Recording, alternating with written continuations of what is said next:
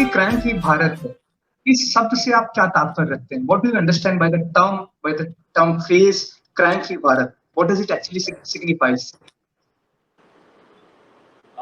देखिए, जब हम अपराध मुक्त भारत की बात करते हैं या हम क्राइम फ्री भारत की बात करते हैं, तो यहाँ हमारा तात्पर्य बिल्कुल भी नहीं है कि जीरो अपराध होगा।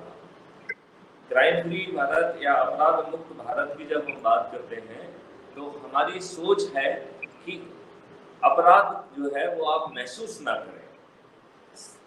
सोशियोलॉजी इस बात को कहती है कि यदि लोग साथ में रहेंगे तो उनमें टकराव होगा, और जो उसमें यदि अपराध के बीच में यदि वो बनता है तो वो अपराध उतना घटित होगा।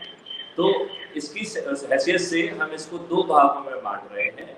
एक वो जो कि स्कीम के तहत अपराध किया जाता है, इसका मतलब ये है कि जहां पर सोची समझी रणनीति होती है और उस रणनीति के तहत अपराध किया जाता है, एक वो अपराध हुआ।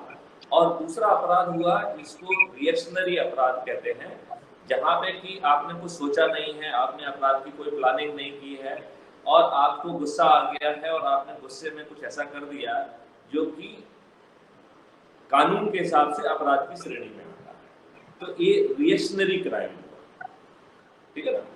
तो जो रिएक्शनरी क्राइम है वो शुरू में नियंत्रण में नहीं आएगा, क्योंकि उसमें बहुत कुछ जो है एक व्यक्ति की विश्वास जुड़ा रहता है, पुराना अनुभव जुड़ा रहता है। देखिए, मैं आपको इसको मॉब लिंचिंग में लेके जाते हैं।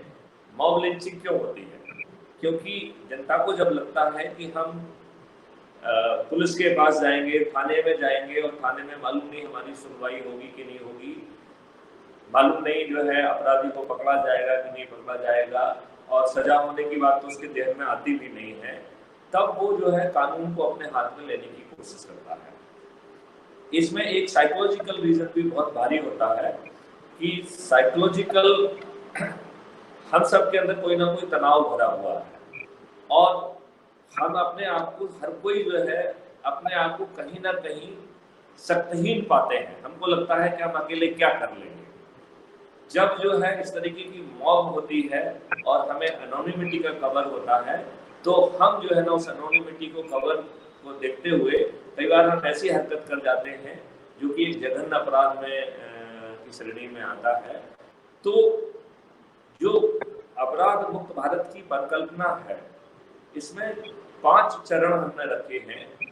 हम आम जनता को वो 5 सर्टेनिटीज दे रहे हैं और इसके लिए तमाम मॉड्यूल बन चुके हैं। अब उनके रिफाइनमेंट पे काम जारी है। पहली सर्टेनिटी है certainty of reporting and cognizance. मतलब कि यदि आपके साथ कोई अपराध घटित हुआ है तो आप अपनी रिपोर्ट लिखा पाएं, और आपकी रिपोर्ट से यदि संज्ञेय अपराध बनता है, कॉग्निजेबल ऑफेंस बनता है, तो वो कॉग्निजेबल ऑफेंस पंजीयन हो और फिर आगे विवेचना हो और आगे सख्त कार्रवाई हो। लेकिन हमारे देखने में ये बात आती है कि ऐसा नहीं होता है। जनरली जो है इन सब निर्णयों के बावजूद भी हमारी रिपोर्ट तो नहीं लिखी जाती है, बल्कि हम देख रहे हैं कि जैसे जैसे समय बीत रहा है, थाने में रिपोर्ट लिखाना बहुत मुश्किल होता जा रहा है। ढेर सारे लोग मुझे और आप लोगों को भी कांटेक्ट करते होंगे और वो एक मतलब दबाव डालने की कोशिश करते हैं कि सर कम से कम हमारी एफआईआर तो लिख ली जाए। इसका मतलब है कि सुप्रीम कोर्ट का निर्णय हो, चाहे पॉलिटिकल प्रोसेस का निर्णय हो, चाहे हमारी ब्यूरोक्रेटिक हायरार्की का निर्णय हो, लेकिन नेट रिजल्ट ये है कि आम जनता की थाने में एफआईआर दर्ज नहीं हो रही है। तो इसके प्रथम चरण में हम 5 चीजों को लेके आए हैं, जिसमें कि मॉड्यूल्स रेडी हैं, इनके डेमोन्स्ट्रेशन भी हो चुके हैं। अभी हमने कल ही जो है अपने फ्रेंड श्री विवेक गौरी को एक पत्र लिखा है और एक 3 व्यक्तियों की कमेटी हमने उसमें आयोजित करने की बात कही है, जिससे हम जो है सीसीटीएनएस में सिटीजन पोर्टल के माध्यम से उस एफआईआर को प्रवेश करा सकें। तो अब हम सीसीटीएनएस में घुस के कैसे जो है वो एफआईआर पहुंचाएं और थाना प्रभारी उसमें फिर अपने हस्ताक्षर करें, इस दरवाजे पे हम खड़े हुए हैं और हम 10-15 दिन में ये यात्रा भी तय कर लेंगे। तो इसके लिए हमने 5 चरण हैं और 5 दरवाजे भी हैं। पहला दरवाजा है कि आप थाने में एफआईआर दर्ज कराते हैं तो हमारे सभी थानों में सीसीटीवी लगा हुआ है। हम उसमें एक माइक्रोफोन और लगा के और हम अपने सॉफ्टवेयर से बैकएंड इंटेलिजेंस पर उसी थाने में एफआईआर क्रिएट कर सकते हैं और उसी थाने में थाना प्रभारी को जो है वो एफआईआर पुश हो जाएगी जहां पे वो सिग्नेचर कर सकता है।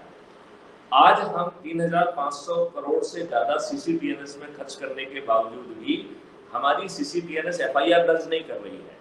हम जो है टाइपराइटर जैसे उसमें रिपोर्ट लिखते हैं, उसका प्रिंट आउट निकालते हैं, फिर उसमें विक्टिम सिग्नेचर करता है, फिर उसमें थानेदार सिग्नेचर करता है, तब वो एफआईआर बनती है। लेकिन हम जिसकी बात कर रहे हैं, हमारी रिपोर्ट सीधे जो है ना सिस्टम से एफआईआर बनेगी। इसका मतलब सिस्टम के बाहर उसमें सिग्नेचर नहीं होंगे, उसमें सिग्नेचर सिस्टम के अंदर होंगे। इसमें 5 चीजें रखी गई है। पहली जो चीज रखी गई है कि थाने से, दूसरी चीज रखी गई है 100 नंबर के वाहन से, तीसरी चीज रखी गई है किसी भी वेब पोर्टल से आप घर पे या आगे चल के हम इसको कियोस्क पे भी एक्सटेंड करेंगे तो आप किसी भी कियोस्क पे जाके अपनी एफआईआर करा सकते हैं। तीसरा जो है इसके लिए कम्युनिटी ऐप बनाया गया है, तो कम्युनिटी ऐप के माध्यम से भी आप अपनी एफआईआर सीधे कर सकते हैं। इसमें वर्चुअल प्रोसेसर का भी टेस्टिंग हो चुका है करीब 1 सप्ताह पहले।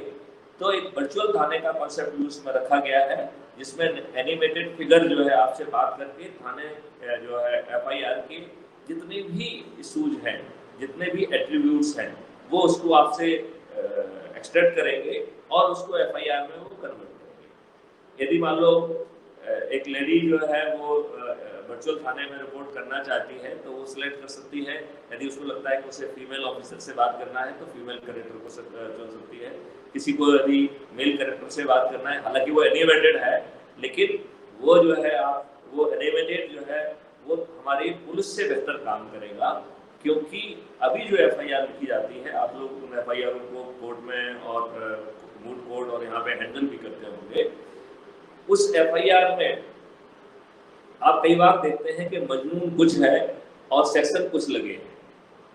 हम इस क्वालिटी की एफआईआर लिख रहे हैं, तो जो सेक्शन हमें लगाना होते हैं लगा देते हैं, इस बात की बिना चिंता पाले कि एफआईआर के मजमून में वो सब एट्रीब्यूट्स हम एक्सट्रैक्ट कर लें जिससे कि वो सेक्शन लगाना उचित होगा कानूनी तौर पर। इस तरीके की गलतियां चैटबॉट और जो एनिमेटेड फिगर है वो नहीं करेगा।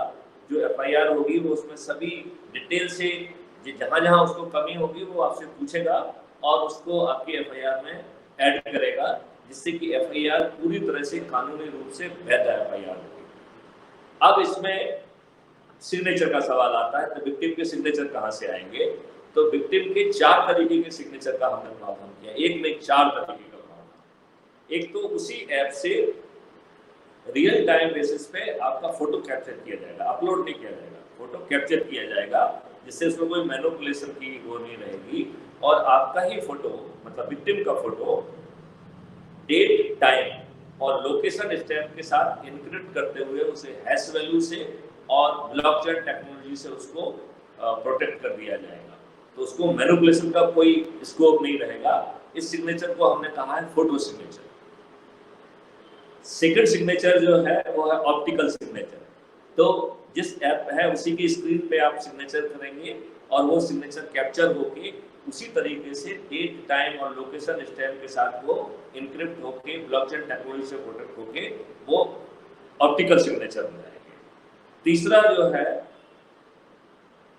डिजिटल सिग्नेचर जिसको कहते हैं, तो आधार बेस्ड डिजिटल सिग्नेचर जो है ना उसमें होगा। तो ओटीपी के माध्यम से वो वेरीफाई हो जाएगा और it will become Aadhaar based digital signature. यहाँ मैं एक बार कभी भी दोहराना नहीं भूलता हूँ कि हम इस डिजिटल सिग्नेचर को कंपलसरी नहीं करेंगे, क्योंकि ऐसे बहुत सारे लोग अभी भी हैं जिनके पास हो सकता है कि आधार कार्ड नंबर ना हो या उनका आधार नंबर जो है वो मोबाइल से लिंक ना हो, तो वो लोग क्या अपनी एफआईआर नहीं करेंगे। तो लिहाजा ये इसमें प्रावधान रहेगा, लेकिन ये मैंडेटरी प्रावधान नहीं रहेगा।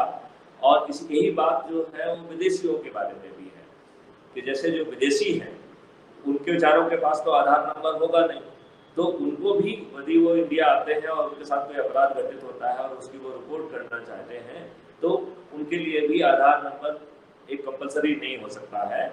और चौथा सिग्नेचर है वर्चुअल सिग्नेचर, ये नया कॉन्सेप्ट है।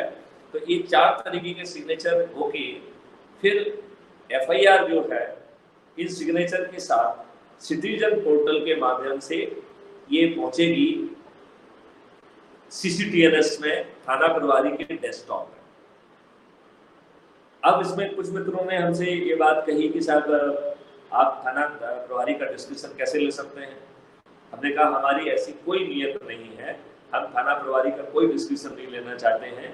यदि उसको लगता है कि मजनून में FIR के कंटेंट और संज्ञेय अपराध के कंटेंट के बावजूद भी उसके पास FIR ना लिखने की उचित वजह है तो वो अपने कारण लिखे 1 2 3 4, और वो कारण जैसे ही वो लिख के अपने सिग्नेचर उन कारणों पे करता है, सिस्टम उसको जो है वहां से लिफ्ट करके सीधा जो है SP के पास ले जाएगा। अब यदि SP को लगता है कि मजदूर से FIR बनती है तो एक बटन दबा के वो उसको FIR में कन्वर्ट कर सकता है। अब अपन मान लेते किसी भी कारण से यदि SP भी संतुष्ट नहीं है तो हम SP के ऊपर भी कोई दबाव नहीं बनाना चाहते हैं। SP जो है अभी जैसा थानेदार ने अपने कारण लिखे हैं ऐसे ही SP अपने कारण लिख दे, और जैसे ही वो कारण लिख के अपने सिग्नेचर से लॉक करेगा ये पूरी इंफॉर्मेशन सिस्टम जो है ले जाके फरियादी के पास लेके जाएगा और उससे कहेगा कि देखिए जो आपने हमसे बात कही है उससे ये अपराध बनता है। थाना प्रभारी का इसमें ये कहना है, SP साहब का इसमें ये कहना है। अब आप मुझे बताइए क्या अभी भी आप पूरी तरह आपको भरोसा है कि जो आपने बात कही थी वो सत्य थी, उसमें कोई मिलावट नहीं थी? यदि आप कहते हैं हाँ तो हाँ का बटन दबाइए।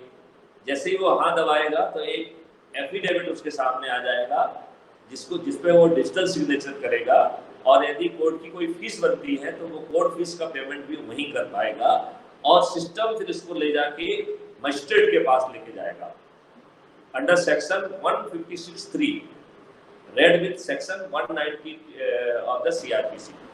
इसमें एक चौथा और भी एक सुविधा है, अभी हमने सोचा नहीं है कि वो देना है कि नहीं देना है, अदरवाइज इसको हाई कोर्ट तक ले जाने का भी प्रावधान है। यदि आगे चल के अनुभव के आधार पर लगेगा तो हम इसको हाई कोर्ट में भी ले जाएंगे। इस बात से एक चीज आपको थोड़ी बहुत समझ में आ गई होगी कि सिस्टम आपकी FIR हर हालत में यदि आप सही हैं तो दर्ज कराने में आपकी मदद करेगा, और जो FIR होगी वो डिजिटली और लीगली एक्सेप्टेबल FIR होगी। अभी आप बहुत सारी जगह सुनते रहते हैं जो यूपी कहती है कि साहब हमने भी जो है ना डिजिटल FIR और आप कर सकते हैं। किसी ने भी कोई FIR नहीं की है, क्योंकि जब तक FIR हो ही नहीं सकती है जब तक कि उसमें थानेदार के जो है ना विक्टिम के सिग्नेचर ना हो, या थानेदार के सिग्नेचर ना हो, या SP के सिग्नेचर ना हो, जब तक इनमें से ये 2 फॉर्मेलिटी कंप्लीट नहीं होगी तब तक वो लीगली एक्सेप्टेबल FIR नहीं मानी जाएगी।